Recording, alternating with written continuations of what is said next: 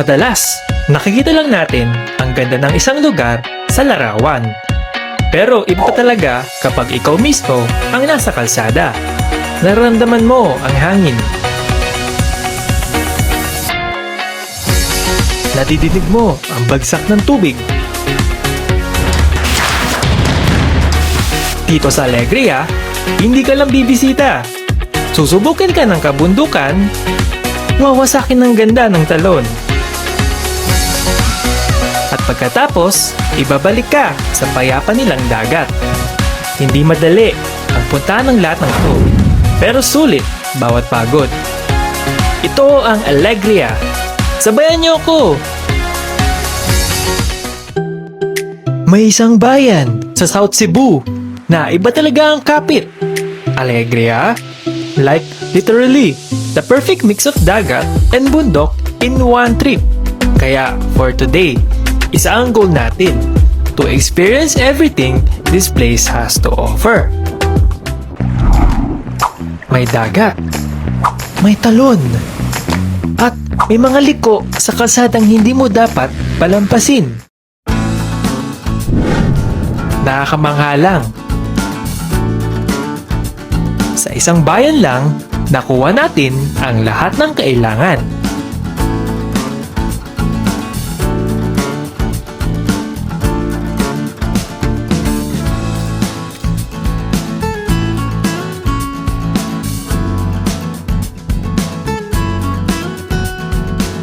Oh, tara, pasukin natin!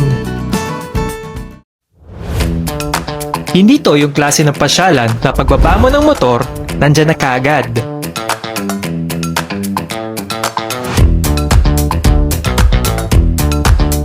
May konting buena mano muna, isang trail na magpapainit talaga sa binti mo.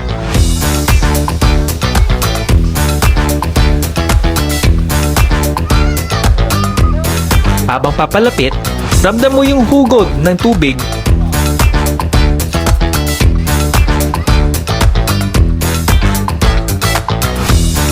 Mapapastop ka talaga sa bawat anggulo kasi iba ang ganda ng mga limot na detalye dito.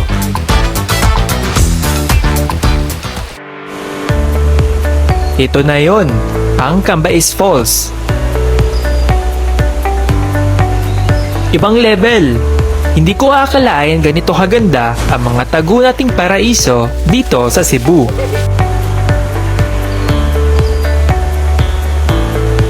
Pagkakita mo pa lang, burado agad ng pagod. Sulit na sulit ang bawat hakbang.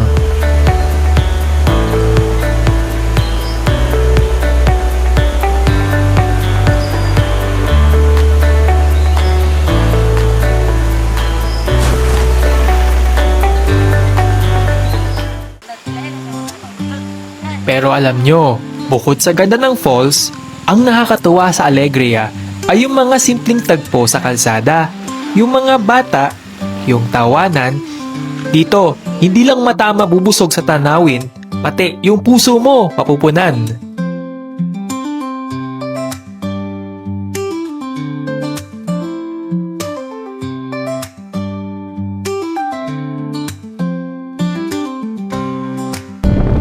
Saktong pag-uwi, sinalubong tayo ng ganitong sunset.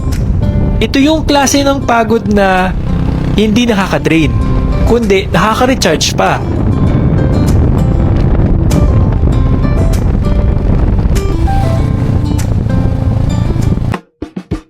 Pagdating sa bahagi ng bayan na ito, para kusa talagang bumabagal ang oras. Dito, hindi uso nagmamadali. Sulit na sulit ang bawat segundo.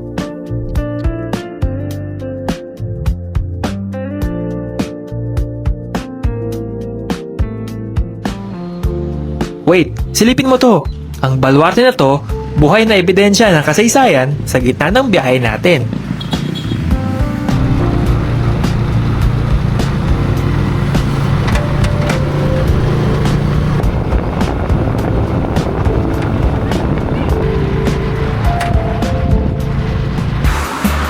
Sa South Cebu, partikular dito sa Alegria, hindi kompleto ang biyahe kung hindi mo susubukan ang mga lutong bahay.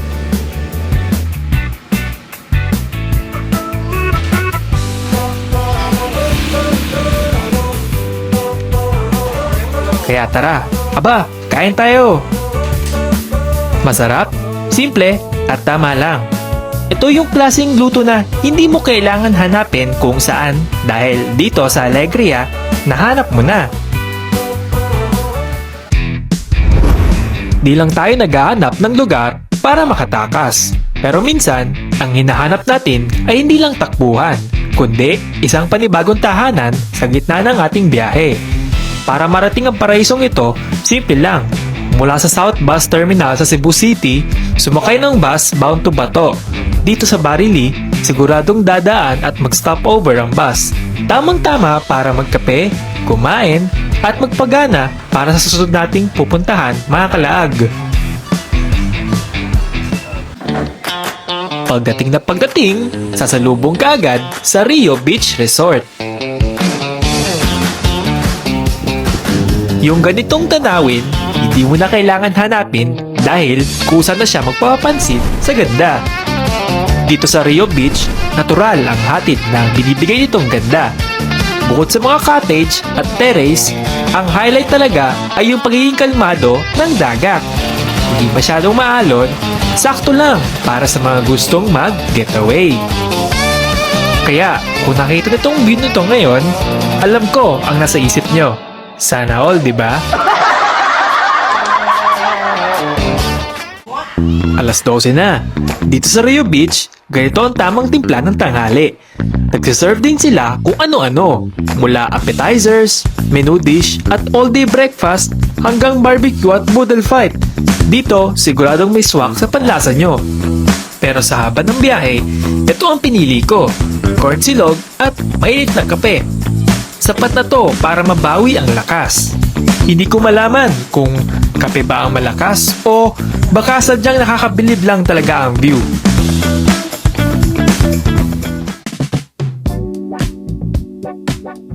Katapos nating kumain, ito naman ang sumalubong sa atin. Ang malawak na tanawin dito sa Rio Beach.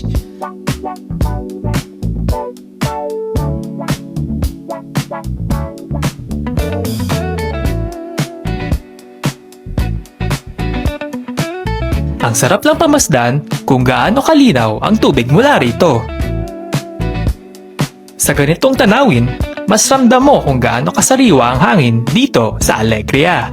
Hindi rin na malayan mga kalaag, inabot na tayo ng pagdubog ng araw. Kahit low tide, napakaganda pa rin ang lalabas ng mga rock formation.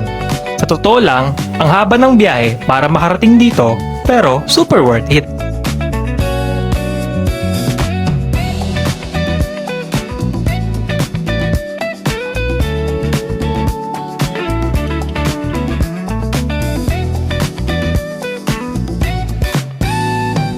Inabot na tayo ng dilim, pero sa bawat sandaling to, sulit ang biyahe.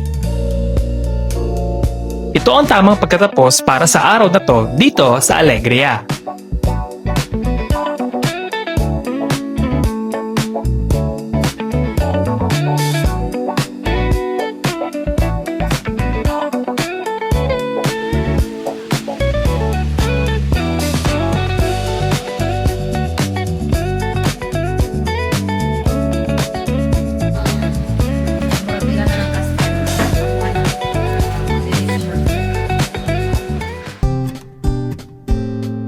You know, may mga taong ayaw sa malayo ang biyahe, pero yun ang ganda ng adventure.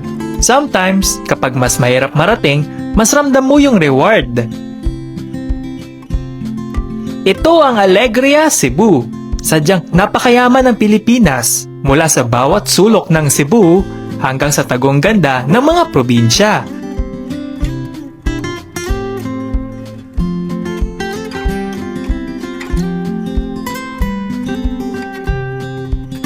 Mga kalaag, kung hindi pa kayo sumusubok, baka ito na ang sign nyo. Tara, lakad na! Ito si Jerry, ang inyong laag ni Jerry, PH. Sa susunod nating paglalakbay!